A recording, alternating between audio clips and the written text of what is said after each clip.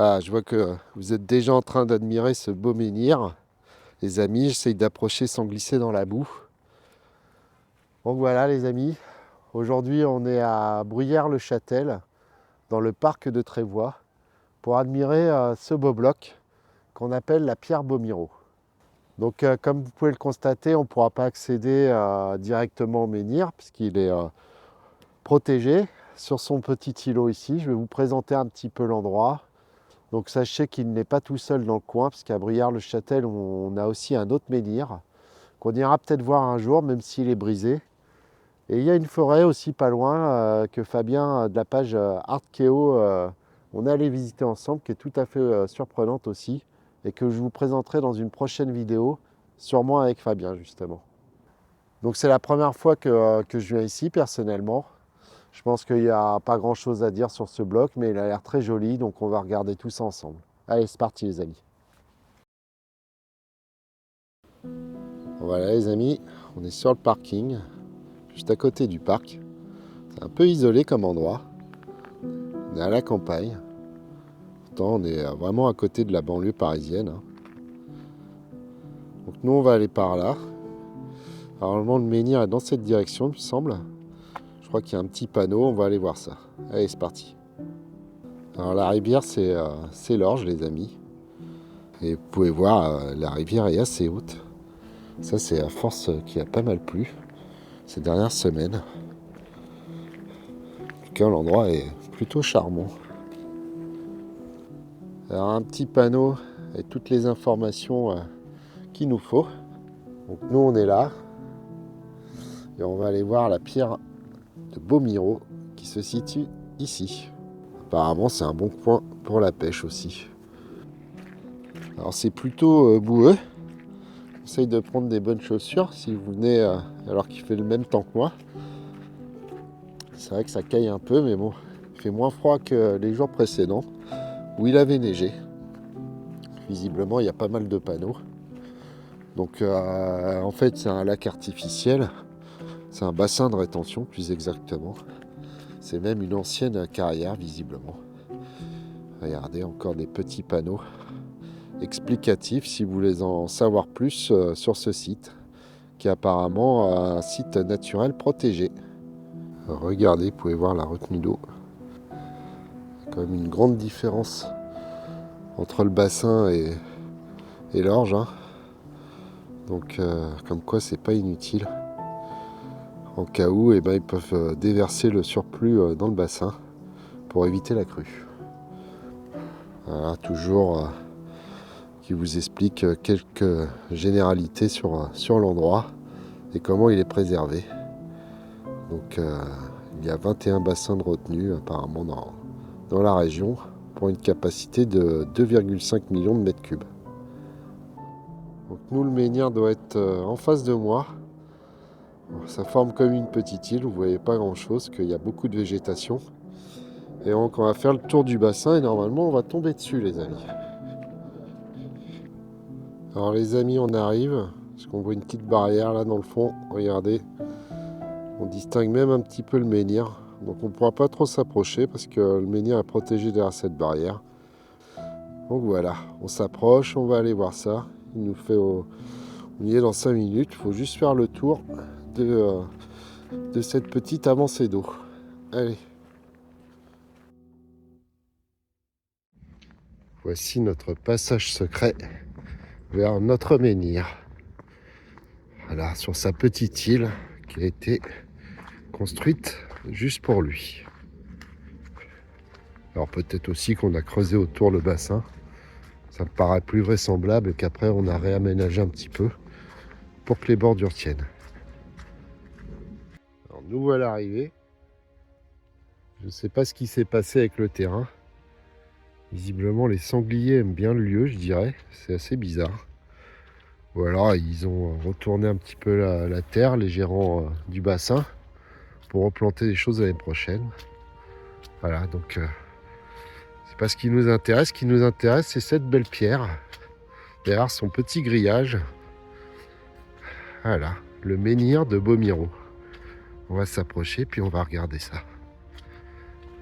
Donc, Il me paraissait plus petit sur les photos, mais c'est quand même un beau bloc. Alors c'est la première fois que je viens ici, les amis. C'est dommage qu'on ne peut pas plus s'approcher. L'endroit n'est pas forcément très bien entretenu, comme vous voyez. Non, c'est un beau bloc. Donc il fait à peu près, je dirais, 1,80 m de haut, je pense. Ça doit être un peu trompeur vu qu'il est un peu incliné. En tout cas, cette face est assez lisse. Il y a des formes plutôt étranges. Il y a des petites couleurs rouges là, je pense c'est parce que donc il est en grès, ce menhir, grès type de Fontainebleau, et sûrement que ce grès est un petit peu ferrugineux. Ce beau menhir fait effectivement 1,95 m de haut hors sol pour une largeur d'1,90 m à sa base, largeur qui augmenterait en profondeur. On trouve des références à son propos dès 1599, mais il fut classé monument historique seulement en 1978. Comme souvent, ce bloc eut plusieurs noms, comme Beau-Miraut, Pierre-Mirou, Beau-Miroir ou encore la Pierre druidique. La plupart de ces noms seraient un dérivé de l'appellation Beau-Miroir, mais on en reparlera par la suite. On retrouve également plusieurs légendes associées à ce bloc, toutes liées à Gargantua, le célèbre géant. Ce serait un gravier dans sa chaussure dont il se serait débarrassé ici, ou encore un de ses étrons pétrifiés. Vraiment charmant. Il est un peu caché par les arbres. Je pense que c'est pas forcément une bonne idée de laisser des arbres comme ça à côté. Parce que le jour où ils vont tomber, ils détruiront ce menhir. D'ailleurs, le cas pour le menhir qui est pas très loin, qui est situé dans le parc d'un château. La pierre Saint-Nicolas, il me semble, qui a été brisée suite à la chute d'un arbre. Donc on peut lire aussi que ce menhir serait enterré d'au moins 1,50 m sous le sol. Donc sûrement qu'il était beaucoup plus imposant à la base. Ce qui ferait une hauteur totale de 3,45 m. Mais on pense qu'il serait encore plus grand car on ne sait pas vraiment de combien il est enterré. Pareil, cette face est assez lisse. Je ne saurais pas dire où était exactement la phase d'extraction. Donc c'est un grès qui a l'air quand même assez solide. En tout cas, comme d'habitude, les lierres et les mousses adorent nos chers mégalithes. Et celui-là en est recouvert. Il mériterait sûrement d'être un peu nettoyé. Alors on remarque quand même une dépression. On voit que le menhir est dans une sorte de trou. Donc sûrement que c'était le niveau originel du sol à ce moment-là. Et quand ils ont creusé le bassin de rétention, eh bien, ils ont surélevé un peu la terre autour de lui pour le protéger. Ou alors peut-être que le sol s'affaisse progressivement sous le poids du menhir. Cette deuxième explication est probable car il serait implanté sur une couche de sable argileux. C'est quand même dommage qu'on ne puisse pas s'approcher. J'aurais bien aimé toucher ce menhir. Donc a priori il est toujours en position d'origine, ce beau bloc. En tout cas il doit être un petit peu ferrugineux encore parce qu'il a un peu une teinte rouge ocre, un peu marron là. Et je pense pas que ce soit. Je pense que c'est la couleur naturelle de la pierre.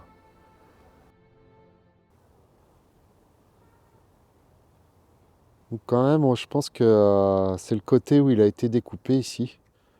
On voit des beaux angles droits sur ce côté.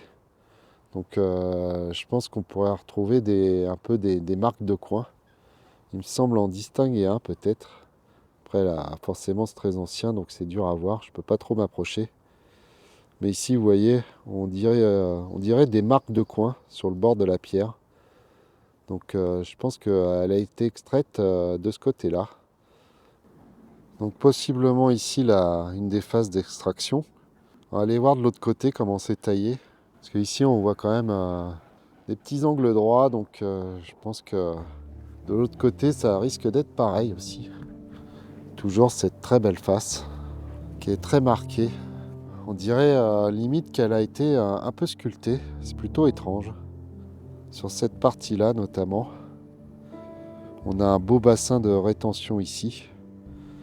Avec cette sorte, je sais pas, de petit barrage, je sais pas comment dire. Ça forme fait un peu comme un sourcil à cette pierre. Donc peut-être qu'à l'époque c'était encore plus lisse et qu'il était nettoyé. parce que eh bien, on l'appelle aussi la pierre Beau Miroir. Donc ouais, sûrement que son nom, Beau Miroir, vient de que cette pierre est assez lisse des deux côtés. Peut-être que les gens croyaient qu'on pouvait se voir dedans à l'époque. Mon intuition était sûrement la bonne, car Georges Couty, un préhistorien, présenta ce menhir ainsi en 1912. Dans la prairie de Bruyères-le-Châtel se trouve la pierre Mirou ou Beau-Miro, qui signifie peut-être une pierre sur laquelle on se mire, car elle est en grès quartzite lustré.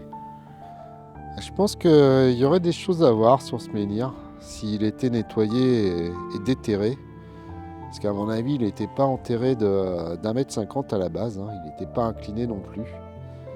Il ressemble un petit peu au menhir à cupule à côté de chez moi, de l'alignement de la femme et de la fille de Lot. Donc il y a peut-être des choses à découvrir hein, s'il était restauré. J'ai des curieux qui sont venus me voir. Et c'est vrai que tous ces sites en Île-de-France mériteraient d'être valorisés, parce que c'est bien dommage. Il me rappelle un petit peu ces menhirs tables, comme j'appelle ça, qui n'avaient pas forcément vocation à être levés. Donc sûrement que celui-là a été dressé quand même, hein, parce qu'il est énormément enterré. Mais je pense que s'il est vraiment enterré d'1,50 m, je pense qu'à la base il y avait environ, 75 cm d'enterré. Donc c'est quand même une pierre qui pèse son poids, mais il n'y avait pas besoin d'enterrer un menhir pareil d'1,50 m dans le sol. Alors je ne saurais pas dire si ce côté-là a été taillé. On dirait un peu. Ici, regardez, on dirait qu'une partie a été retirée du menhir par l'action de l'homme. C'est toujours très difficile à dire. En tout cas, ce côté me semble moins travaillé que l'autre. Donc sûrement qu'il était à l'air libre. En fait, il y en avait les deux faces avant, la face avant, la face arrière et cette tranche, à mon avis, n'était pas forcément collée à un autre bloc au moment de son extraction, les amis. On voit comme des rainures un petit peu hein, sur la tranche. J'essaye d'agrandir ça. Regardez si ça va bien faire le point. Je ne sais pas si c'est vraiment naturel ça. On dirait un petit peu limite que quelque chose était gravé. On voit deux sillons et cette sorte de forme ronde. Donc c'est peut-être aussi quand la pierre a été extraite. Il y avait peut-être un creux à cet endroit-là et eh bien c'est un résidu de ce creux qu'on voit ici. Parce qu'on voit qu'il y a aussi des petites fissures sur le côté et d'autres parties manquantes, comme ici, qui ont été cassées. Donc sûrement pour débiter ce bloc. On va quand même regarder son orientation, les amis, avec ma boussole magique de Lozère. Donc je vérifierai dans la littérature. Hein. Alors voilà, regardez, hein, je suis quand même assez aligné par rapport un petit peu à la direction du menhir. Et pas vraiment d'alignement, je dirais. Il est bien orienté nord-est-sud-ouest. Mais par contre, difficile à dire s'il pointe sur quelque chose, car l'autre menhir de Bruyères-le-Châtel est sensiblement décalé par rapport à cette orientation.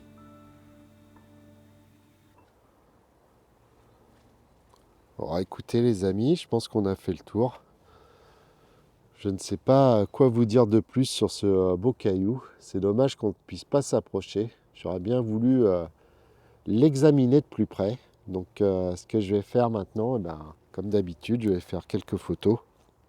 Ensuite, je vous ferai un plan large pour que vous regardiez un petit peu sa taille par rapport à moi, même si je ne peux pas m'approcher. Et puis on se rentrera. Donc un des petits menhirs de l'Essonne, la pierre Beau Miro.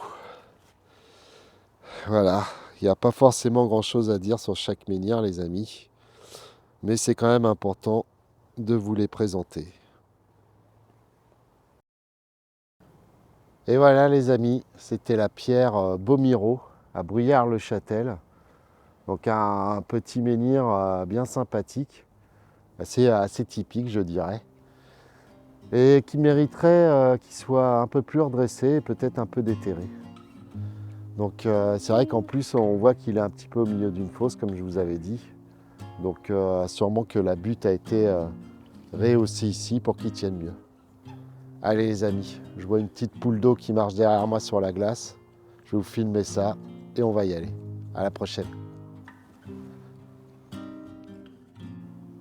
Regardez, des petites poules d'eau qui se prennent pour Jésus et qui marchent sur l'eau. Incroyable. À mon avis, le lac est quasiment gelé ou alors très vide. C'est plutôt étrange. On dirait qu'elle marche plutôt par terre d'ailleurs. Allez les amis, à la prochaine, bonne soirée et restez curieux.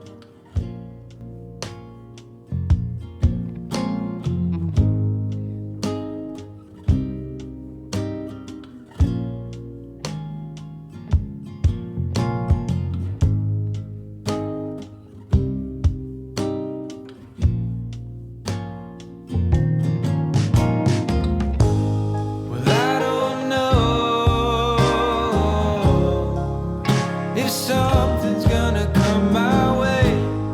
I don't know, but give me just a little taste, 'cause I need something